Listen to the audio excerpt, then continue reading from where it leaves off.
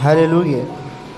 ప్రకటన గ్రంథము 1వ అధ్యాయము 1వ వచనం. యేసుక్రీస్తు తన దాసులకు కనపరచుటకు దేవుడు ఆయనకు అనుగ్రహించిన ప్రత్యక్షత. ఈ సంగతులు త్వరలో సంభవింపనయున్నవని ఆయన తన దూత ద్వారా వర్తమానము పంపి తన దాసుడైన యోహానుకు వాటిని సూచించింది.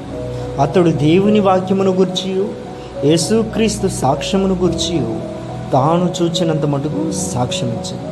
సమయము సమీపించుచున్నది గనుక ఈ ప్రవచన వాక్యములను చదువువాడును వాటిని విని ఇందులో రాయబడిన సంగతులను గైకొను వారును ధన్యులు. యోహాను ఆసియాలో ఉన్న 7 సంఘములకు శుభమని చెప్పువాయినది.